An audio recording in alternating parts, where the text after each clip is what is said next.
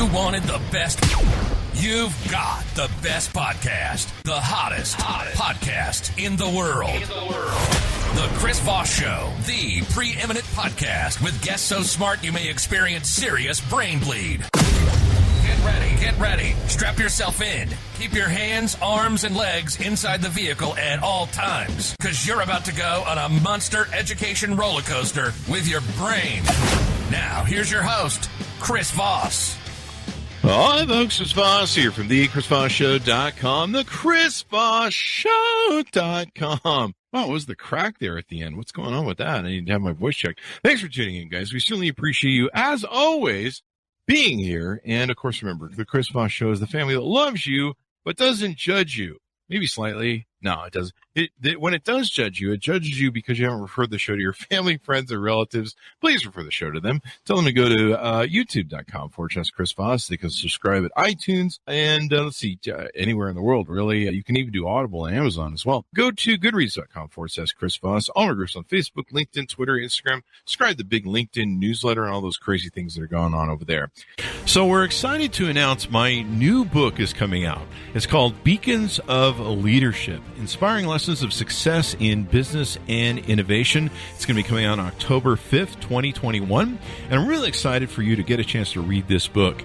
It's filled with a multitude of my insightful stories, lessons, my life, and experiences in leadership and character. I give you some of the secrets from my CEO entrepreneurial toolbox that I use to scale my business success, innovate, and build a multitude of companies. I've been a CEO for, 33, 35 years now. We talk about leadership, the importance of leadership, how to become a great leader, and how anyone can become a great leader as well.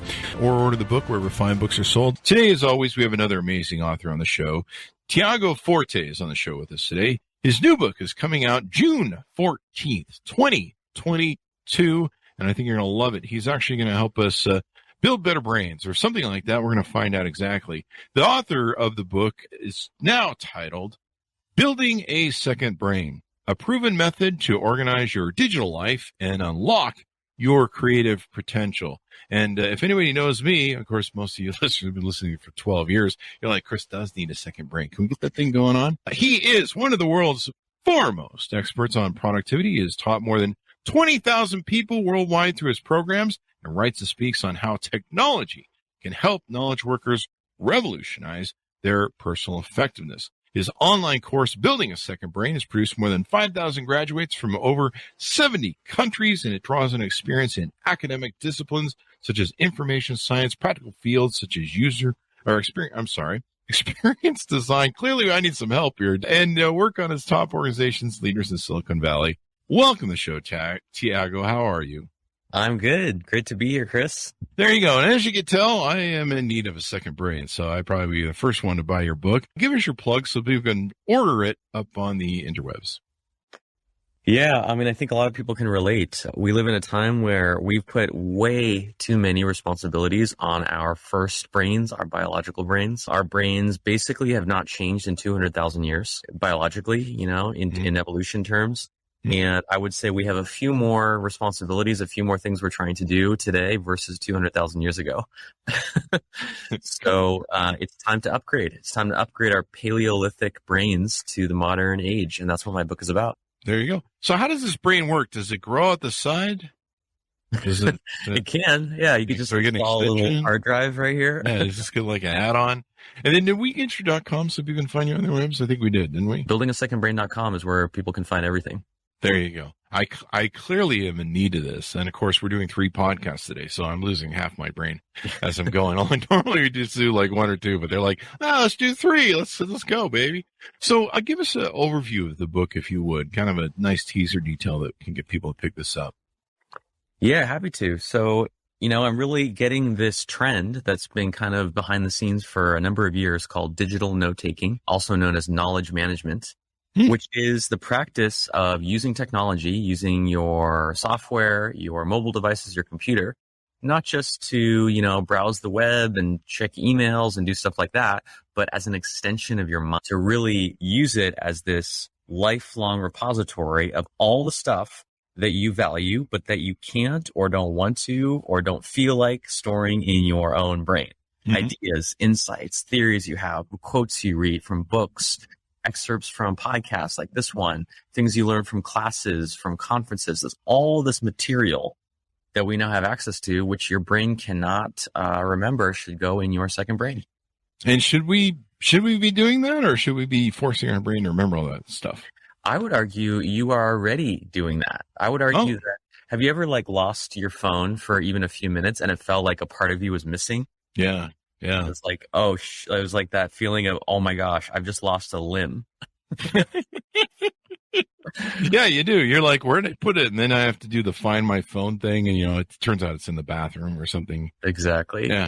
Exactly. So to me, that is like a sign that's evidence that our phones, our technology now is as important to us as our hand, our ear, our, foot. And that's not something I think that we really realize, that we fully, become aware of. And I'm trying to spread the awareness. And then once you're aware of it, you want to do it better.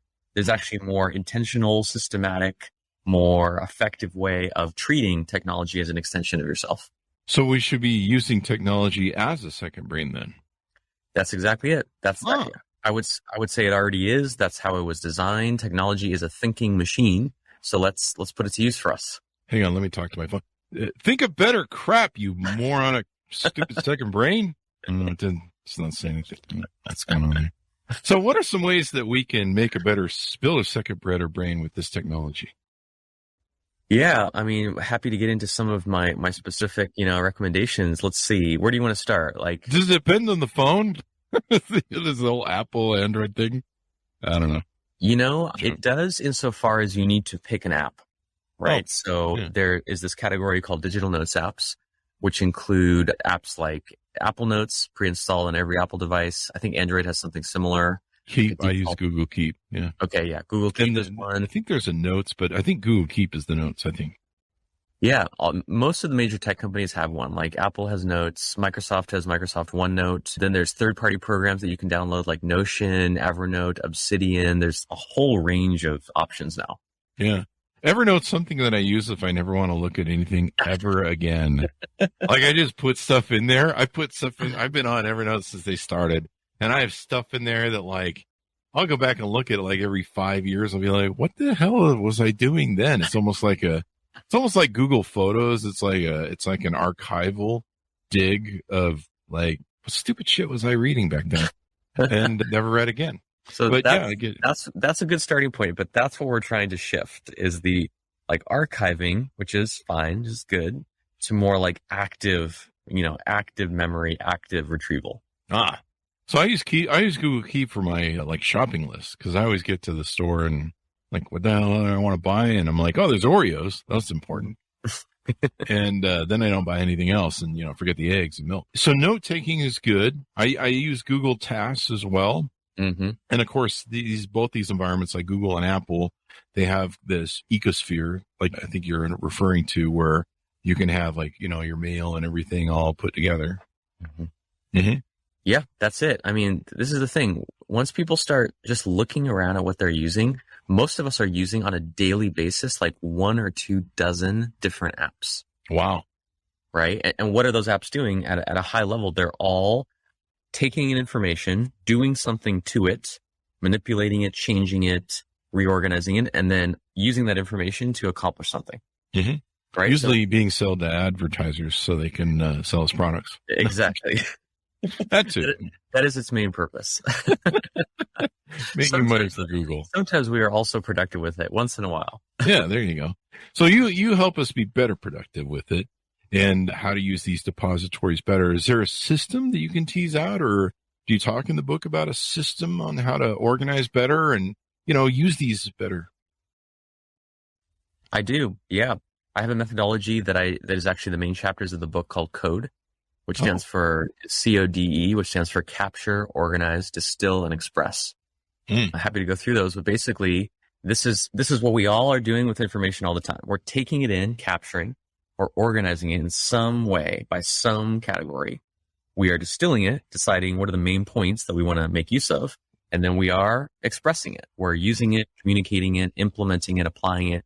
So all I'm doing is trying to recognize what's already happening and then to do it a little more kind of systematically, a little more intentionally. And the benefits that people have when they do so are just really, really amazing. Yeah.